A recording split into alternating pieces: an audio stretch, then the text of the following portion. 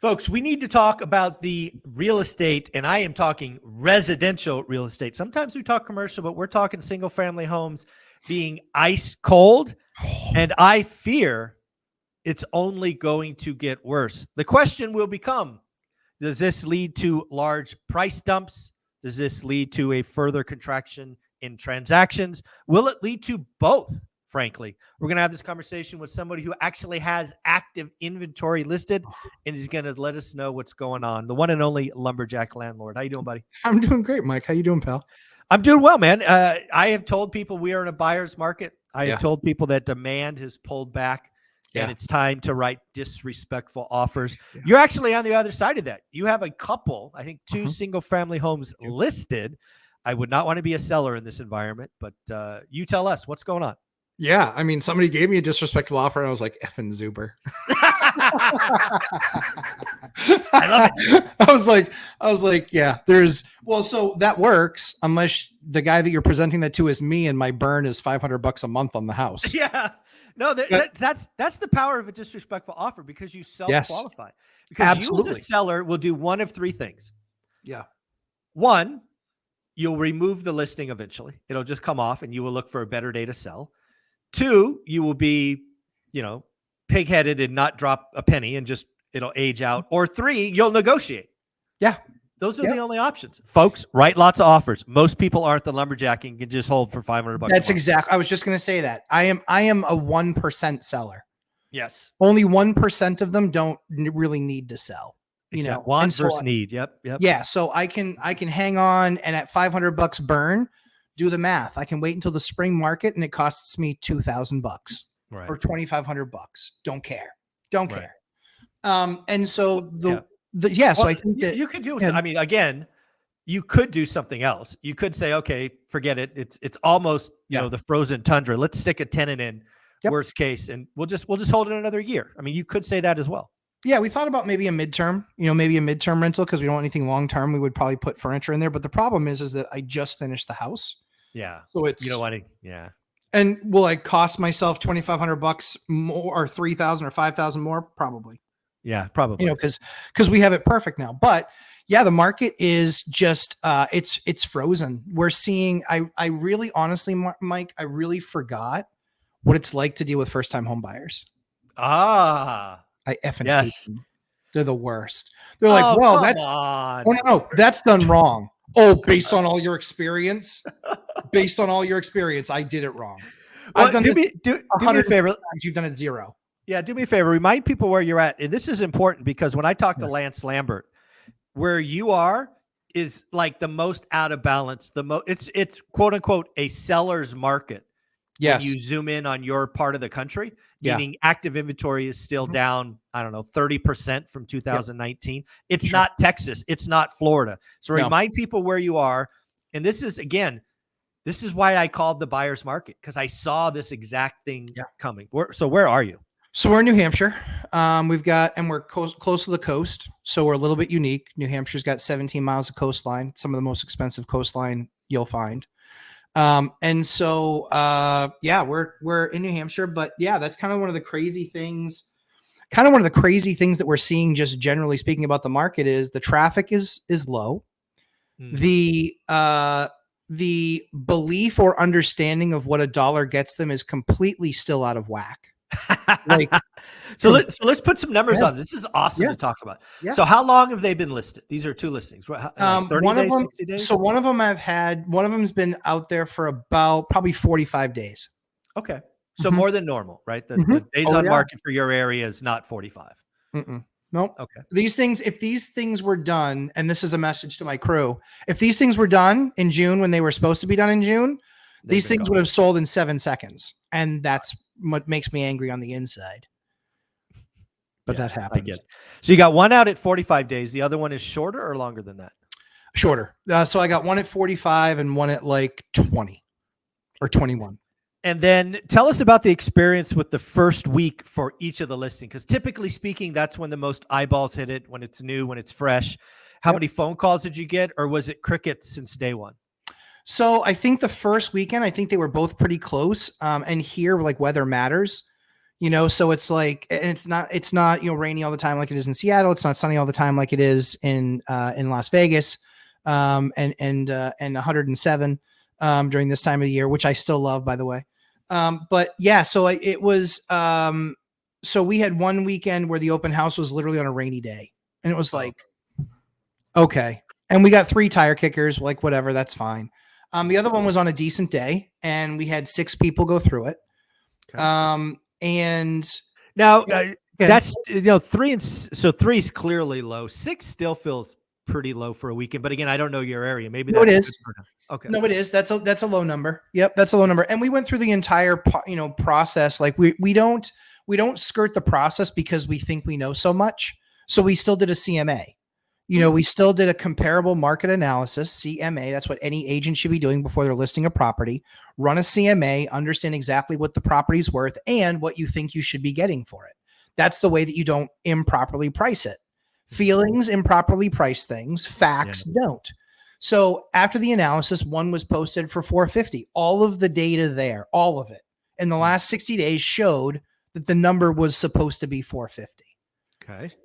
Now remind 460. Sorry. Now remind us what's the median home price in your 440, I think. So so you're right. You're bang on the median. Yeah, 440, 450, right around. It's right there. Yeah. Okay. And what's the configuration? Is it a 2-1? 3? So 3-1. Is that normal? 3-1s?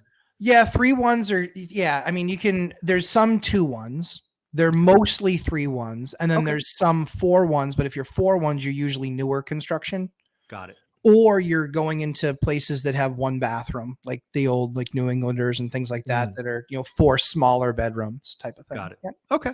All right. So you've got median home price. You've got the average configuration. Mm-hmm. It's dialed in. Yeah. Right. It's supposed to be FHA friendly, right? Meaning you'll pass inspections. Yep. And not a lot of eyeballs. Got bad luck with weather one weekend. Mm-hmm. So some eyeballs, but probably not enough on the listings. Correct. But what were, if any, of the offers that came in? So we got 1 offer on both, or only on the one for 45 days. We got 1 offer.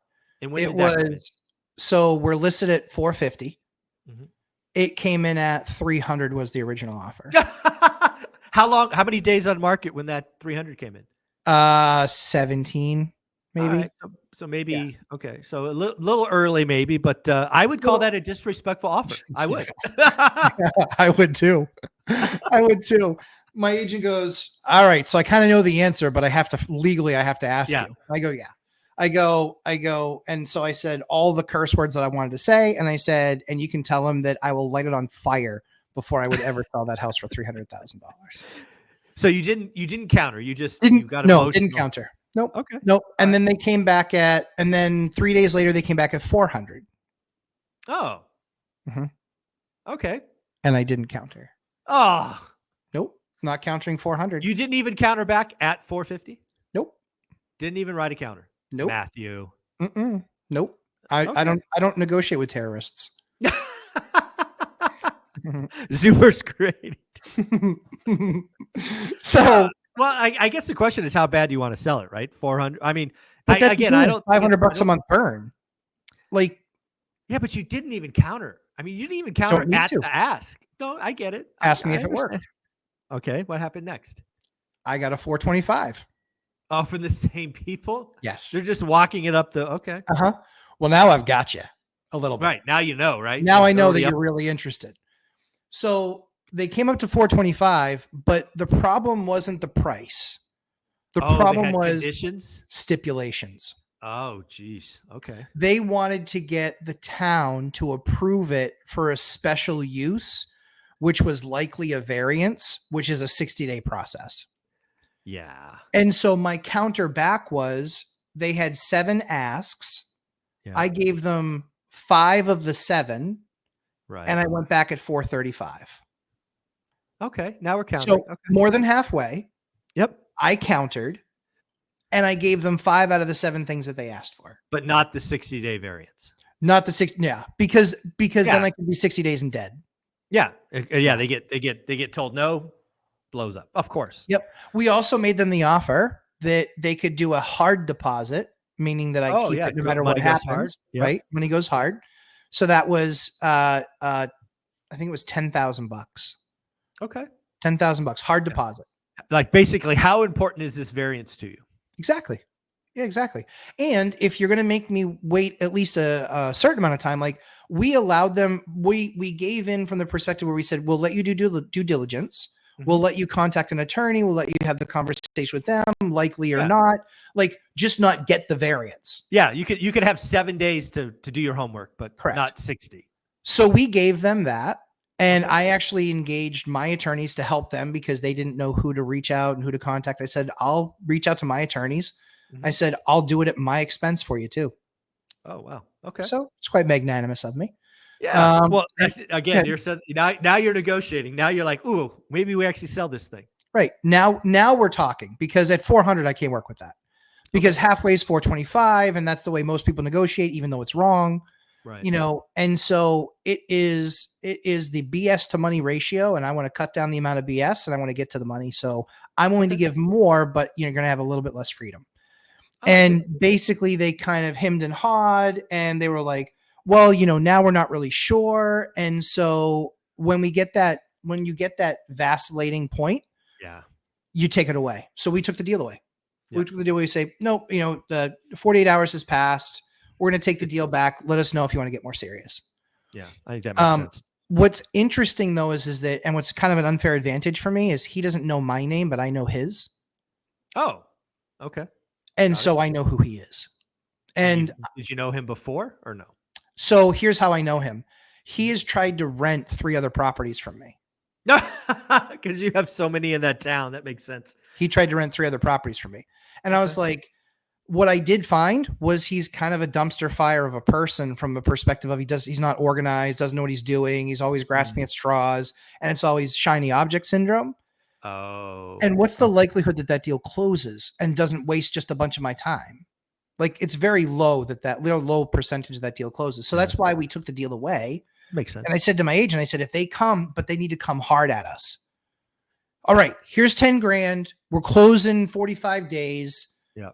It goes hard after 7. Like, they needed to come back and want it. And exactly what we expected, or what I felt was going to happen, was they were going to, basically tuck tail and walk the other way. Yeah. And they did. And so I look at that deal and go, even if I had a deal, I would have been nervous the entire 45 days. And it would have blown up. It would have fell apart or something. And I would have wasted that time anyway. Now, at least I'm not stuck in a deal and I have some flexibility, because that they'll hold like, I could have held his deposit and then he would have been like, then fine, we're going to court and I'm going to sue you over the hard deposit. And then he ties up my unit for another 60 to 90 days. Not a good outcome. This is where our skill set, yours and mine, and our expertise in the market, this is where it blows the doors off of 99% of agents and almost 100% of other buyers, is because we recognize this deal isn't really a deal. It's sort of a deal. It sounds like a deal, but it's not. It kind of felt like one. It smelled like one, but upon further inspection, it was never a deal. It's not really a deal, right? With the stipulations and things like that they attached to it, it made it largely untenable. Sure. Yeah, I love that. Well, again, you are heading into, snow will be on the ground soon. Yeah, probably 30 days. Yeah. 45 days. You've always talked about it being crickets then. I'm just curious, because I really am starting to think we're going to have higher rates next year. Could be. Looking like it. Yeah, I mean, we jumped to 682, something like that. I think, if we let's just pretend for a moment, 2025 averages 7%. And of course, that's first-time home buyer stuff, not even investor loans. Investors, probably 7.5, 7.75, 8. I think the real estate market kind of continues where it's at, where it feels like the ice age. I mean, this could be like 1982. 1982 transactions were 50% below 1978. Yeah. So in 4 years, transactions fell 50%. I really do feel that if we have 7% for 2025, we could see existing home sales like at 3.5 or 3.6 million. It's going to be slow. Yeah. What do you think? Yeah. I mean, agents, get your resumes ready. Yeah, it's going to be bad. They're going to definitely feel the pain. Now the elite ones, they don't, right? Like my guy, he still did 70 sides this year. Like, he's elite. He's and that was with one, and that's that's him and one helper, Okay. like not even an agent. Like, so it's like he's a lead at what he does, and that's why we work well together. But yeah, I think that what I think actually then happens if rates stay high, I think that's where then we find the pressure on price. Well, let's play that out, because again, we've been here before. It's really funny because I think to me, it always boils down to sellers. Agreed. Right. Mm-hmm. What happens at 7% mortgage rates crushes demand. I don't think anybody argues that. No, I agree. Just crushes. Yep. But does 7% create pressure on sellers? 7% create pressure on sellers. I don't think so. Most sellers have fixed rate expenses, right? Most people's mortgage payments are below rent. The only reason they were considering selling was because they were at 3.5 or 3 anyway, and they're like, 3.5 to 5, whatever. Yeah, 3.5 to 7. Not happening, right? I think there'll be a lot of people like you will say, "Hey, I'll sell it at my price." Mm-hmm. They may list crickets, and they'll just keep it for another year, right? I think there's going to be a lot of people like that. Like, I wish, I wish we had an extra bedroom. The wife's pregnant. All right, let's list our house, see what we get. Oh, we didn't get it. Guess what? Go buy some bunk beds. Exactly. No, I think that's right. And I think the other component to this part of the equation is, like you were saying, the have to, like I have to move, I must move, is a pretty small part of the market. It's more like, I'd really like to move. Right. Like to versus have to, very different. And it's a much smaller market on the have to. Yeah. I mean, people, again, right, the have tos, death, divorce, job transfer. Maybe one of the things that I think about single family homes is we may have some markets. I'll give you this. I think there may be some markets. I always like to pick on Palm Springs because it's in Cali and the rules changed. There'll be some markets that could be down 40%. I don't know if you know this, but Palm Springs rules around Airbnbs just changed the game overnight. And there's a lot of people that overspent on Palm Spring Airbnbs, and that's going to be a problem, right? Markets like that. Yeah, that's what I'm most concerned about. People with only had that strategy. It's the only one that worked, right? It's the only one that worked. And when you have only one strategy that works, it is that or sell. I've got bad news. You're going to be selling when everybody else is going to be selling if you put yourself in that bad strategy. That's how you get price drops.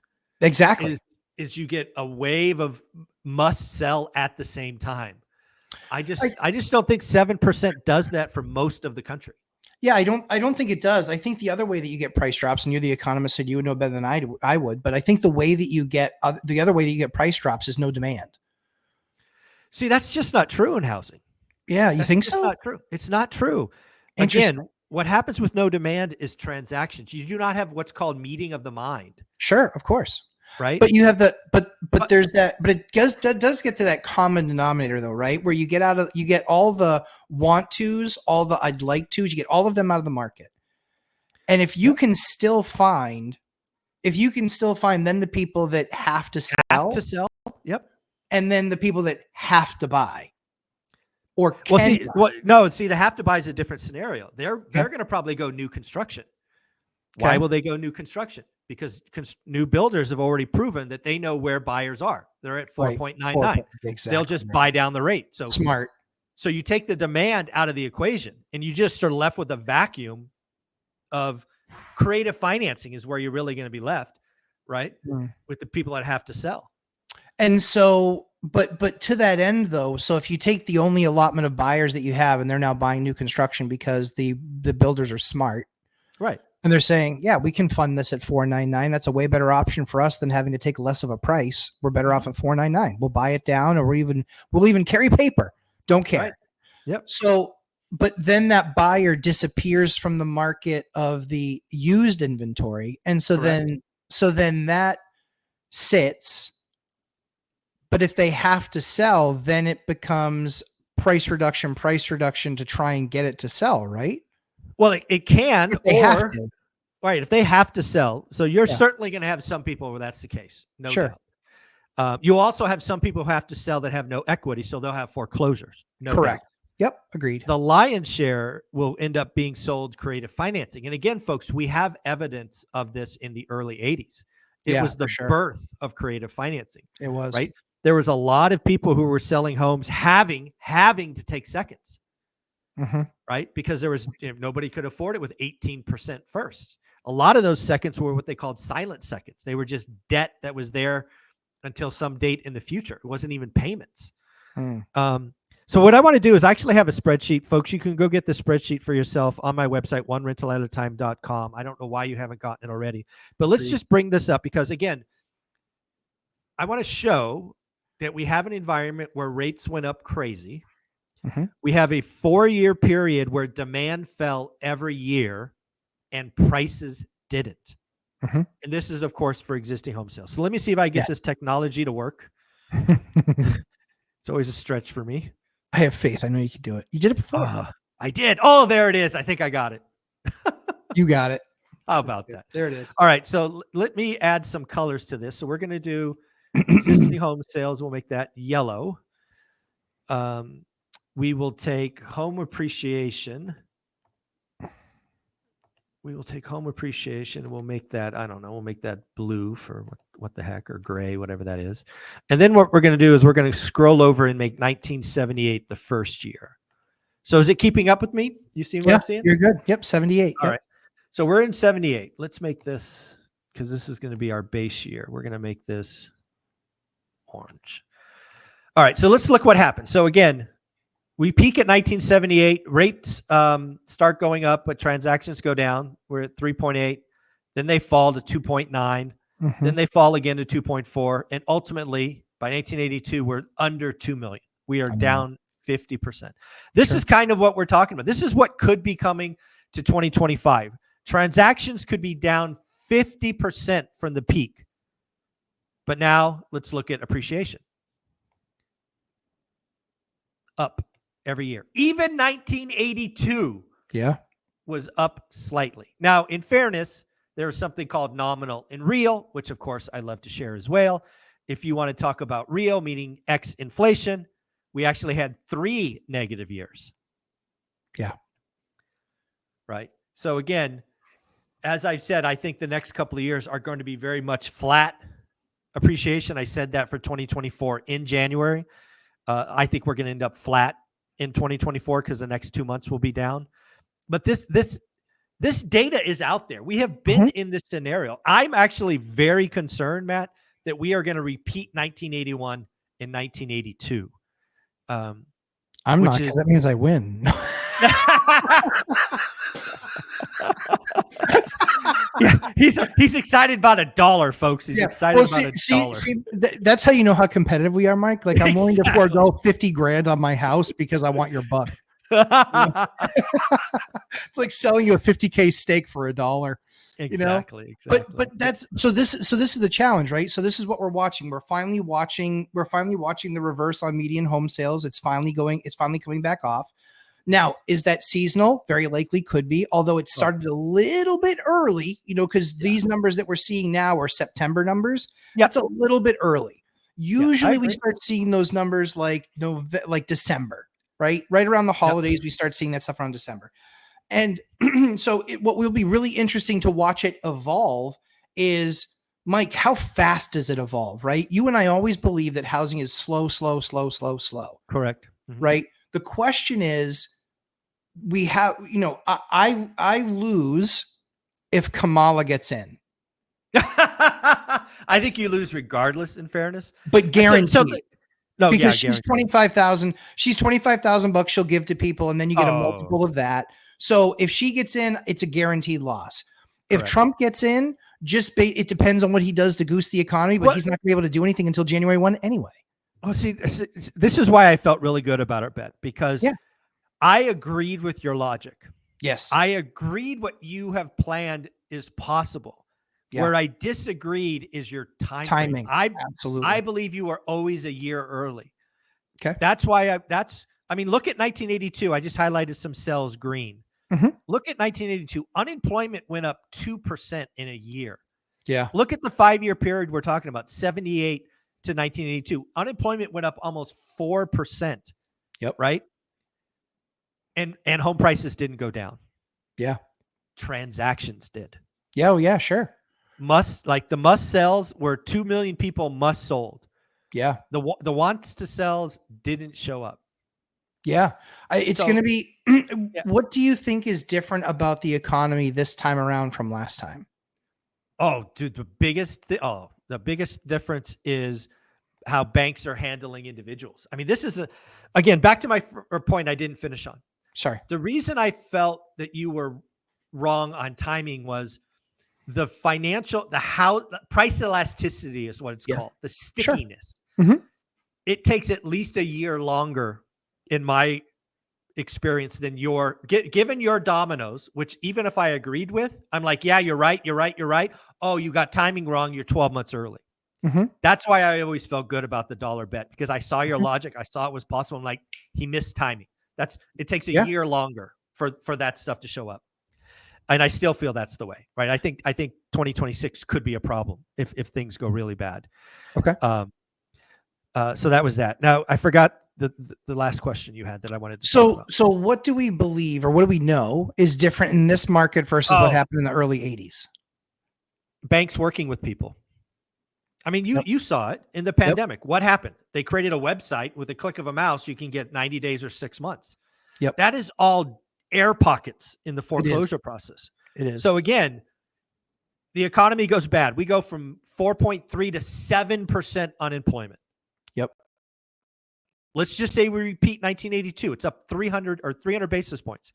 Don't you think banks are going to go, bam, 6 months forbearance, bam, 9 months? Oh forbearance. yeah, they're the professional can kickers now. I mean, they're exactly. Yeah, totally they know agree. it works. Totally agree. So 2025, because again, let's just play this out. You get unemployed. Yep. You are technically a must sell. Probably.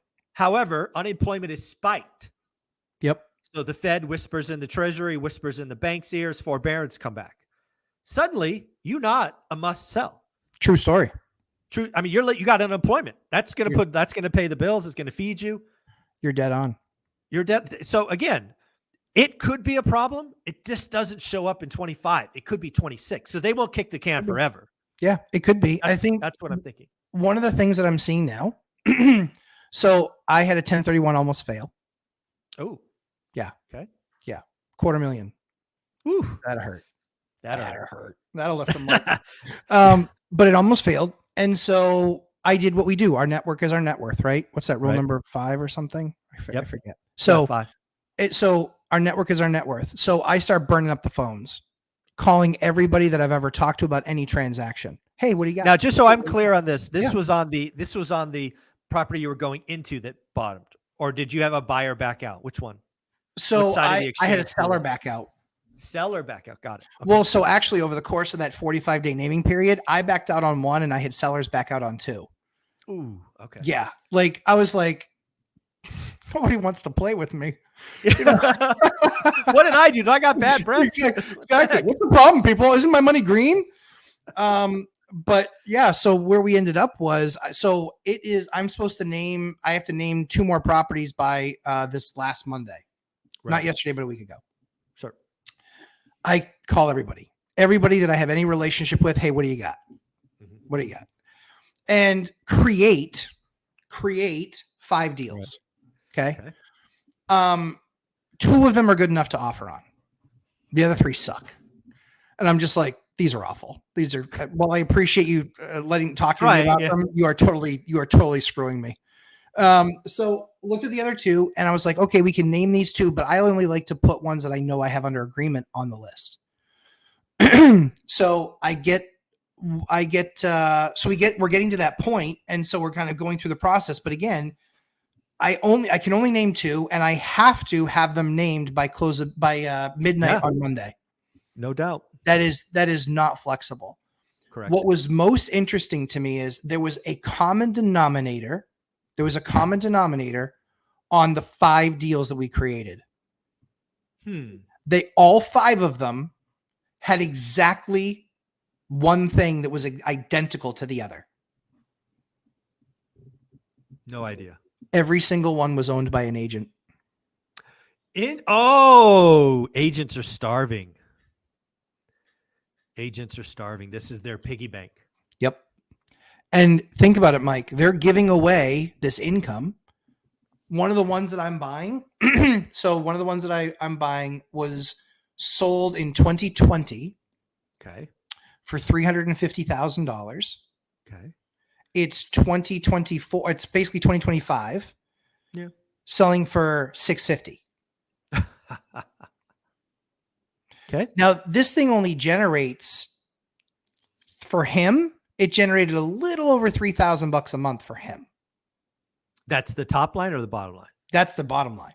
Okay. So net of net. Okay. Got it. Yeah. So net, he's $3,000 a month on that property. All right. That's a lot of money, but he's giving it up after fees and all this other stuff. He's giving it up for, 200 and change, but he doesn't live there. Mm-hmm. So what's he got to do with it? He's got to 1031 that into something else so he doesn't get absolutely obliterated. Well, again, I don't know. He's gonna, he's going to take the cash and pay the 20 points, right? He's going to pay long-term capital gains. He's going to pay long-term capital gains. He's going to have a little bit of depreciation. If he cost seg that, he can have a lot of depreciation recapture. Exactly. So he's probably going to walk away from that deal with probably $250,000. Yeah. Maybe less. Yeah, maybe less. Maybe 2.25. Maybe, 2.25 probably. But again, your point about the agents is spot on. Yeah. There's a lot of agents that are starving, and the good ones have assets. Go like they remember those little things you put on the wall, break in case of emergency. Yeah, of course. Right. He's breaking in case of emergency. He is, and so were the other five. So the other four agents, and that's what was amazing about that. And I was just like, why? And I would tell my agent, I was like, why do I know that guy's name? And he goes, oh, he's an agent. I was like, yeah, of course he's an agent. Yeah. And that became the theme. And that's what astonished me is when we got to the end and I was like, okay, we've got 5, we offered 2, but Jay, all of these guys are agents. Every single one of these guys is an agent. Well, just think about our earlier conversation. Let's pretend that, the real estate market is already in the ice age. Yeah. I don't know what's worse than an ice age. If we get 7% mortgage rates next year and transactions go down another 20%, that's a tough living. Yeah. I mean, the only agents that are making any money at that point and they're going to have much smaller teams. These agents that were just like, oh, I got a 20-person team, dude, you'll have a 2-person team. Yeah. And I had a buddy of mine who owned a mortgage company in 2007. In 2007, he had 35 mortgage brokers. Oof. In 2007. By the beginning of 2008 or second quarter of 2008, he had 2. Yeah. So and that's the thing is that's part of the world that happened. The part that services real estate that disappears, like inspectors, you name it. These guys just there's like 20 people that get a little piece of a transaction. If you really step back and look at all the little pieces, mobile notaries. I mean, just think about all the different little pieces. Totally agree with you. Yeah, totally agree. Let's go back to how we started this conversation. I want to paint a picture. Yeah. So again, what I'm hearing you say is you're going to keep these things listed, right? You're not going to look for a plan B. So you're going to keep them listed right now. Let's pretend for a moment that we get through the end of the year. They're still listed, which I hope you sell them, but let's pretend. Sure. And we assume rates are higher in 2025, hurting first-time home buyers. When do you consider, when in that story do you actually consider a price drop?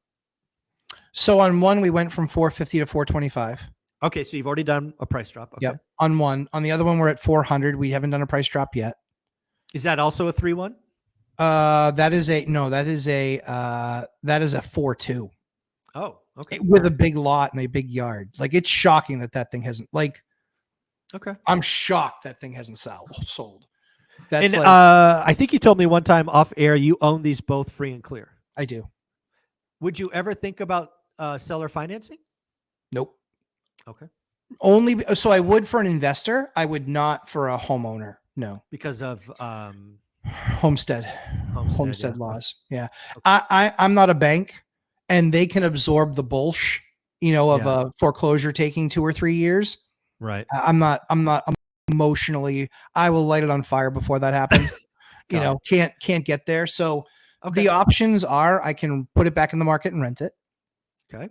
I'm exploring an option right now because Section 8 is very proud of themselves for turning vouchers into homes for people. And so I'm actually going down that path with Section 8 now to say, hey, you already make that payment monthly for someone's rent. What they're missing, if that program gets them to create the down payment for free, Mhm.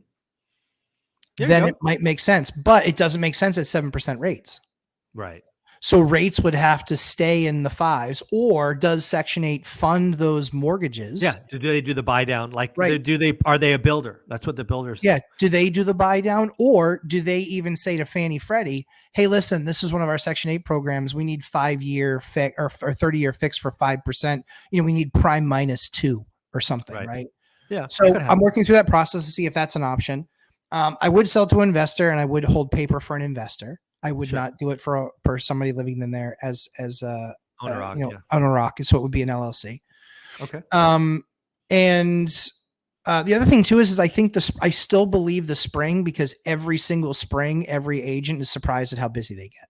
Yeah. So still come April. That's my point, right? So if you don't have it sold by, if you don't have it sold by April, you just keep it on, and you want to get through the spring. You're okay being vacant for 6 months. Yeah. What we'll probably do is we would probably take it off of market, like the middle of November. Right. And then you just hold it. And then we'll just hold into January, because then, but here's the thing. This is, again, not to get political, but factually speaking, if she's going to do Kamala's going to do 25 grand, right? Yeah. If she gets elected, then in all likelihood, I'm going to sell more stuff. I'm going to put more stuff on the market, because it's going to go up in price. There's going to be crazy demand. Oh, I've told people explicitly. I've actually did a video on this. If either president comes out with a meaningful first-time homebuyer program of 10, 20, 25 grand, there is a very good chance that within 12 to 18 months, I sell all my single-family homes. Yep. Because it'll be another 20% pop, artificial. I've lived this movie before. I have seen that last year of crazy stupidity. Yep. I will simply get out of the way. I'll 1031 some, but not all, and I'll just sit on my bag full of money and wait for the nuttiness to come back. Yeah. Or, the nice thing that we have going on is that, office and a lot of commercial is such a nightmare right now. Oh God, it's so bad. Can you imagine commercial at 7%? How bad it's going to get? Oh, I know. Oh, Mike, I just got quoted from a bank at 7.7. 7.7. Can you? Yeah, if you're stuck in a bad deal from 21, 22, and you've got to refi that debt, and you're going to go from 3.5 to 7.7, and your cap rate went from 4.5 to 8. Yeah, you have two choices: write a 6-figure cash in refi, or let it go. Yep. Yeah, or fire sale it, something. So one guy that I found did actually a pretty smart thing. I was kind of I was impressed. I'm not one to impress. Not easy. Yeah. No, it's not easy. So I was impressed. So here's what he did. He basically took a $10 million portfolio, and he said, I'm going to give you my debt at 3.25% on, and it's about $6.5 million is what he still owes on that $10 million portfolio. All right. So he's got 65% LTV roughly. Okay. Mm-hmm. He said, I will take, basically 3.5 million. I don't care how you come up with it, but then I will assign all of my debt to you. Got it. And his debt is at 3 something. Like I said, 3 something. Yeah. Okay. Right. So he's got between 18 and 22 months left on that debt. Yeah. All right. There's not a huge fan of that. Right. But there's a lot of people that are just like, this is amazing. Like, look how much money this makes. Because right now today, that thing makes 13 or 14%. Yeah, But if you adjust it, it's gonna make like 2. If you're lucky. Yes, exactly 2. So I was impressed that he built it out that way. Yeah, some newbie's gonna buy this. Some newbie will buy that's the problem, right? When I talked to his agent was like, "Yeah, we're not really sure why it hasn't sold yet." And I was like, "Because your numbers suck." Your numbers look good today, but fast forward 18 months. Yeah. He goes, "What do you mean?" And I go, "Carry this thing out when all that debt has to go back up." I said, "It's going to go to 6, 6.5, 7, 7.5." I was like, "This person could be writing a pretty sizable check on a monthly basis." Yeah. And again, if we're playing in an environment where rates are higher, I mean, that debt could be 8. Could be. Could be. Yeah. This is what's coming to commercial and why, again, if I had the opportunity to repeat what I did in 2006, which there's a chance, right? Mhm. You get first-time home buyer incentives. You wait a while for that to get approved and really start churning the, it's like sharks eating a whale. Yeah. It'll just like 9 months, 10 months, just feeding frenzy. And then 1031 out of that into distressed commercial. It'll be like printing money. It'll be crazy. The thing is, yes, we're facing the same thing, right? We're reading the same tea leaves. We're like, this is exactly what could happen. Oh, do I care? Well, again, so let me be very clear. I hope it doesn't happen. Right. I don't want an artificial 20% bump in my single family homes. Mhm. I don't want to be put in a situation where I have to sell 30 plus single family homes. Yeah. But if you're going to give it to me, I am going to take it. Right. But so I would agree with taking that and then taking the money and just paying the cap gains tax on it. Yeah. But do you want to massively grow your portfolio? Because that's what's going to happen. They're not going to be duplexes. They're going to be 10, 20, 30, 40 unit buildings. They're going to be bigger assets. If I can buy them in my area with my team, my workload does not go up meaningfully. True. Correct. Yep. It's true. That is my luxury. Yep. I don't manage my stuff. I don't go to my units. I haven't seen one of my units in 2.5, maybe 3 years. You probably have seen something in the last 30 minutes. So again, like 55, because I came from that and I came home to that. Yeah. So I'm in a very so again, I don't want to. Right. But given everything that I've built over 20 years, if somebody's going to hand me a situation where I get an artificial bump of $2.5 million, I get an artificial opportunity to grow to take 40 or 50 grand and make it 100. I'm not like Dion. I'm not going to turn down $4,000 for a couple of hours of work.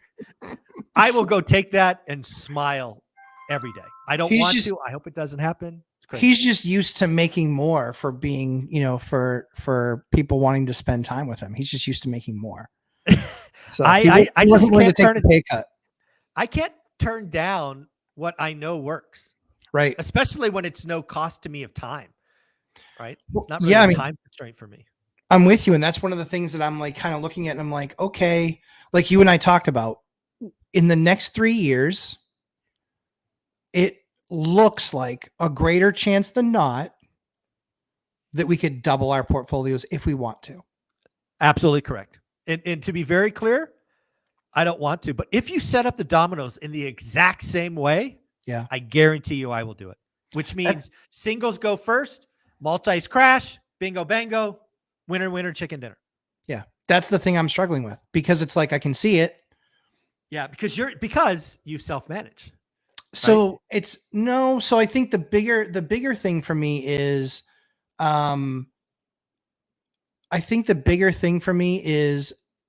getting money out of the game, pulling money out of the game. Oh, I will certainly take a double-digit percentage out and sit on a bag full of money, but not, I can't take it all out. I mean, geez.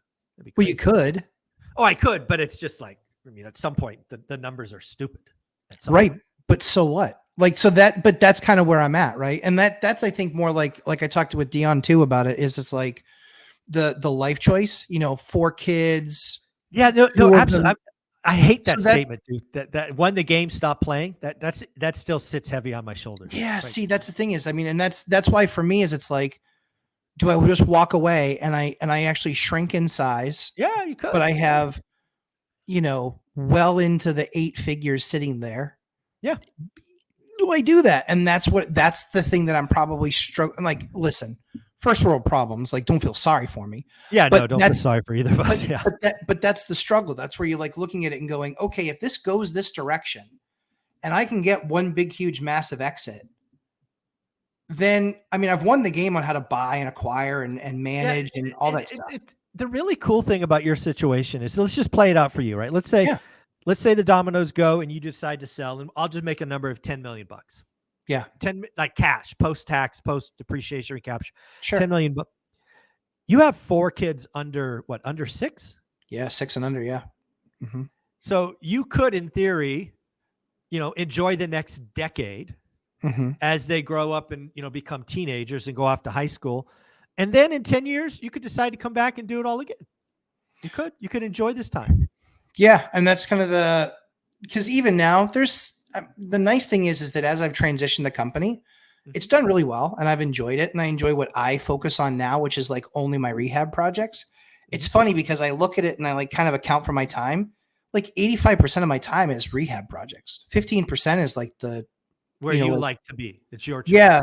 I love the rehab projects. I love being there. But once that closes out and I've only got like the 15% to kind of do and play with, I'm kind of like, well, geez, at this point, like, okay. So that's where I'm having to kind of make the decision of, do I, like you said, I mean, they're going to be handing out bags of money in all likelihood for our assets. Yeah, exactly. And the question is do you take the bag? Or only, because there's not going to be one bag. It's going to be a bunch of bags. It'll be a bunch of bags. Again, it could be a feeding frenzy, right? They come out, this 25 happens the first night. Because again, anybody who moves first are going to get a good deal. Prices will go up for this entry level stuff. And I hope it doesn't. I don't want it to. I don't, but again, don't want to. But if it happens, I would be a moron not to cash in. Yeah, it's going to be an interesting. It's an interesting conundrum. Yeah, for sure.